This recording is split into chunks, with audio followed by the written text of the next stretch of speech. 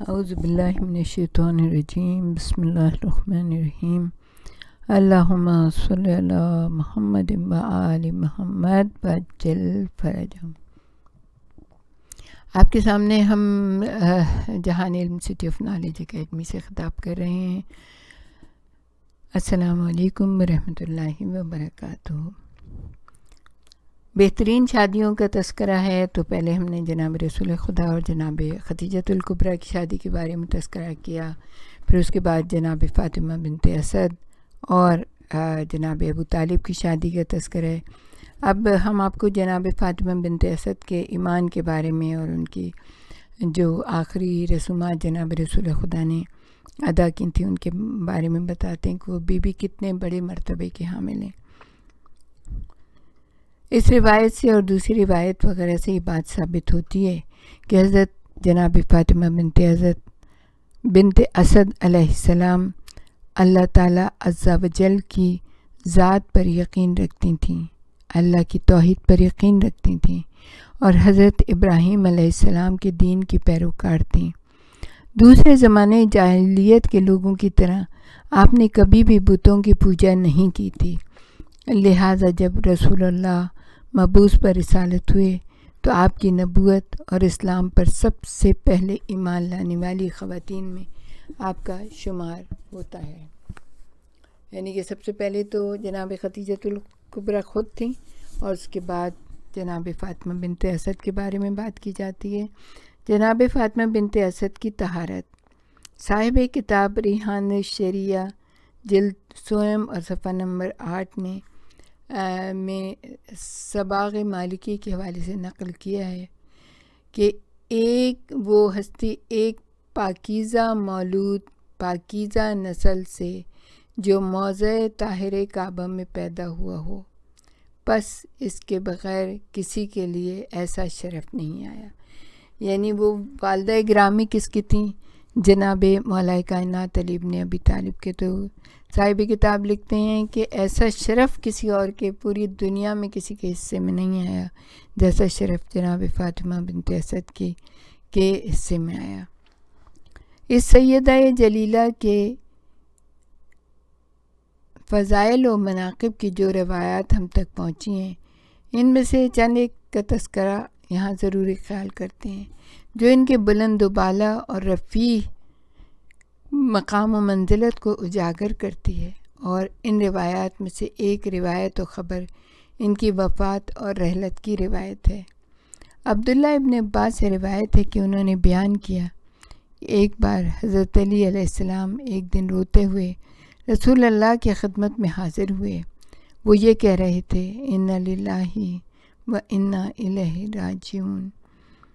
ان سے رسول خدا نے فرمایا، اے علی علیہ السلام خیریت تو ہے؟ حضرت علی نے بتایا، یا رسول اللہ، میری ماں فاطمہ بنت اسد انتقال فرما گئی ہیں۔ عبداللہ ابن عباس نے بتایا، یہ سن کر نبی اکرم صلی اللہ علیہ وآلہ وسلم رو پڑے اور پھر فرمایا، اے علی علیہ السلام، اللہ تعالیٰ آپ کی ماں پر رحم فرمائے۔ وہ صرف آپ ہی کی ماں نہیں تھیں بلکہ وہ میری بھی ماں تھیں۔ یہ امامہ لو اور میرے یہ دونوں لباس لو، ان دونوں کپڑوں میں انہیں کفن پہناؤ اور عورتوں کو حکم دو کہ وہ ان کو بہترین طریقے سے غسل دیں اور اس وقت تک ان کا جنازہ نہ اٹھانا جب تک کہ ان کے آخری امور کو ادا کرنے کے لیے میں خود نہ آ جاؤں۔ راوی کہتا ہے کہ تھوڑی دیر بعد نبی اکرم تشریف لائے، حضرت علی علیہ السلام کی والدہ کا جنازہ اٹھایا گیا۔ نبی اکرم نے ان کی ایسی نماز پڑھی جیسی اس سے پہلے کسی کی نماز جنازہ نہیں پڑھی تھی۔ پھر آپ نے ان پر 40 تکبیرات کہیں، پھر ان کی قبر میں اترے اور اس میں خود لیٹ گئے۔ آپ کی نہ تو آواز سنی گئی اور نہ حرکت دیکھی گئی۔ پھر آپ نے فرمایا، اے علی علیہ السلام، جنازہ قبر میں اتار لیں، اور اے حسن علیہ السلام تم بھی اترو۔ دونوں باپ بیٹے قبر میں اترے۔ جب جنازہ لحد میں اتار چکے تو آپ نے فرمایا، اے علی علیہ السلام باہر نکل آؤ۔ دونوں باہر نکل آئے۔ پھر نبی اکرم صلی اللہ علیہ وسلم قبر میں اتنا جھکے یہاں تک کہ ان کے سر کے قریب ہو گئے۔ پھر فرمایا اے فاطمہ علیہ السلام، میں محمد صلی اللہ علیہ وآلہ وسلم اولاد آدم کا سردار ہوں، گھبرانا نہیں جب منکر و نکیر تمہارے پاس آئیں اور تم سے پوچھیں کہ تمہارا رب کون ہے، تو کہہ دینا کہ اللہ میرا رب ہے، محمد صلی اللہ علیہ وآلہ وسلم میرے نبی ہیں، اسلام میرا دین ہے، قرآن میری کتاب ہے، اور میرا بیٹا میرا امام اور ولی ہے۔ میرا بیٹا میرا امام اور ولی ہے۔ پھر آپ نے بتایا کہ اس بات پر ثابت اور پکی رہنا۔ پھر آپ قبر سے باہر نکل آئے، قبر کے اوپر پتھر جوڑے، پھر اپنا دایاں ہاتھ اپنے بائیں ہاتھ کے اوپر رکھ کر قینچی کی طرح اس کو بنایا۔ پھر فرمایا مجھے قسم ہے اس ذات کی جس کے قبضہ قدرت میں محمد صلی اللہ علیہ وآلہ وسلم کی جان ہے، فاطمہ سلام اللہ علیہ نے میرے دائیں ہاتھ کو بائیں ہاتھ کے ساتھ جڑتا ہوا سنا ہے، یعنی کہ وہ جاگ گئی ہیں، وہ پھر سے ان کی روح ان کے جسم میں واپس آ گئی۔ ہمارے یاسر کھڑے ہو کر عرض کرتے ہیں یا رسول اللہ، آپ پر میرے ماں باپ قربان ہو جائیں، آپ نے ان پر ایسی نماز پڑھی ہے اس سے پہلے کبھی کسی پر نہیں پڑھی گئی۔ آپ نے فرمایا اے ابا یقظان، میری جانب سے فاطمہ علیہ السلام ایسے ہی عمل کی اہل تھی، کیونکہ جناب ابو طالب کی اولاد زیادہ تھی، ان کے پاس خیر کثیر تھا جبکہ ہمارے پاس کم، تو فاطمہ بنت اسد مجھے سیر کر کے کھلاتی جبکہ ان کو بھوکا رکھتی، مجھے کپڑے پہناتی جبکہ ان کا لباس ویسے ہی رہنے دیتی، میرے سر پر تیل لگاتی، بال سنوارتی تھیں جبکہ ان کے بال بکھرے ہوئے اور پراگندہ رہتے تھے۔ پوچھا یا رسول اللہ، آپ نے ان پر 40 تکبیریں کیوں پڑھیں؟ آپ نے فرمایا اے عمار، جب میں نے دائیں جانب دیکھا فرشتوں کی 40 صفیں کھڑی ہیں، لہٰذا میں نے ہر صف کے لیے ایک تکبیر پڑھی۔ پوچھا یا رسول اللہ، آپ ان کی قبر میں لیٹ گئے، آپ کی نہ تو آواز سنی گئی نہ ہی کوئی حرکت۔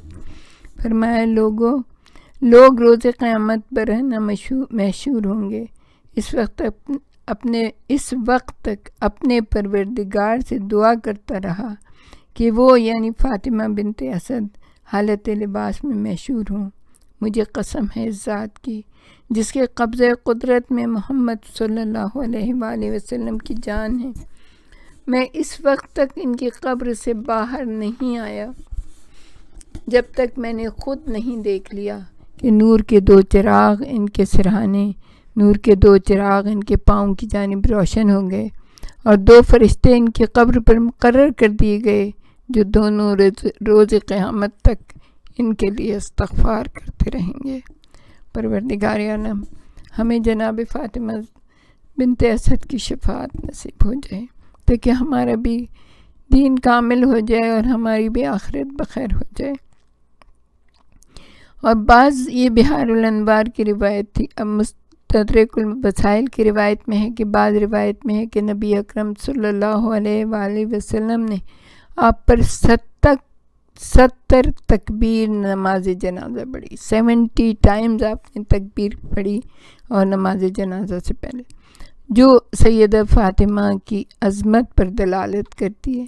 حدیث میں ہے کہ جب جناب سیدہ فاطمہ بنت اسد کی رحلت ہوئی تو رسول اللہ صلی اللہ علیہ وآلہ وسلم نے آپ پر 70 تکبیر نماز جنازہ پڑھی، پھر اپنے مبارک ہاتھوں سے لحد میں انہیں اتارا، یہاں تک کہ رسول اللہ صلی اللہ علیہ وآلہ وسلم نے فرمایا میں نے ان پر 70 تکبیر نماز جنازہ اس لیے پڑھی تھی کیونکہ ان پر فرشتوں کی 70 صفوں نے نماز جنازہ پڑھی تھی۔ جب عورتیں بی بی کے غسل و کفن سے فارغ ہو گئیں تو جناب رسول خدا داخل ہوئے، بی بی کا جنازہ اپنے کاندھے پر اٹھایا اور اس وقت تک جنازہ اٹھائے رکھے تک تا وقت کہ دفن نہ کر دیا گیا۔ جنازہ رکھ کر آپ قبر میں اترے اور اس میں خود لیٹ گئے۔ پھر فرمایا مجھے پکڑاؤ، جسد مبارک پکڑا اور قبر میں لٹا دیا۔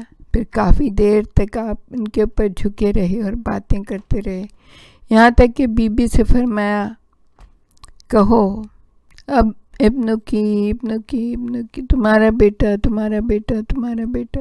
پھر باہر نکل آئے اور قبر کو بند کر دیا اور پھر قبر کے اوپر جھک گئے۔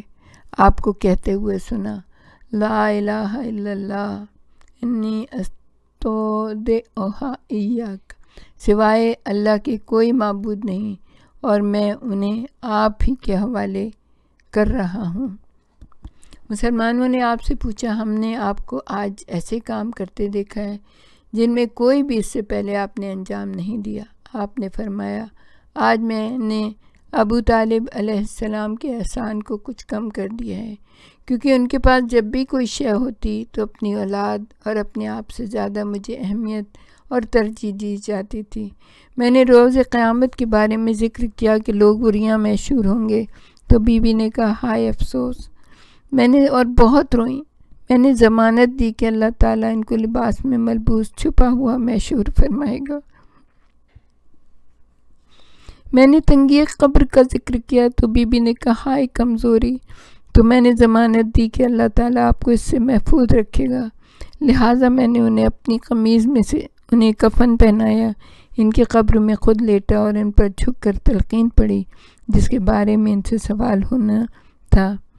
ان سے ان کے رب کے بارے میں پوچھا گیا تو انہوں نے جواب دے دیا، ان سے ان کے رسول کے بارے میں پوچھا گیا تو انہوں نے جواب دے دیا، ان سے ان کے ولی کے بارے میں پوچھا گیا تو بی بی شرما گئیں۔ اس سے میں نے کہا آپ کا بیٹا آپ کا بیٹا آپ کا بیٹا، کہ بی بی کہ تمہارا بیٹا ہی تمہارا بیٹا جو ہے تمہارا بیٹا، یہ 3 دفعہ کہا کہ وہ ولی ہے تمہارا۔ یہ کافی کی روایت ہے۔ تو بی بی کی اتنی بڑی عظمت تھی کہ جناب رسول خدا نے اپنے ہاتھوں سے بی بی کو جو ہے نا ان کے نماز جنازہ پڑھی، ان کی قبر تیار کی اور پھر اس کے بعد تدفین سے پہلے خود لیٹے اور اللہ تعالیٰ سے ان کے لیے بے انتہا دعا کی۔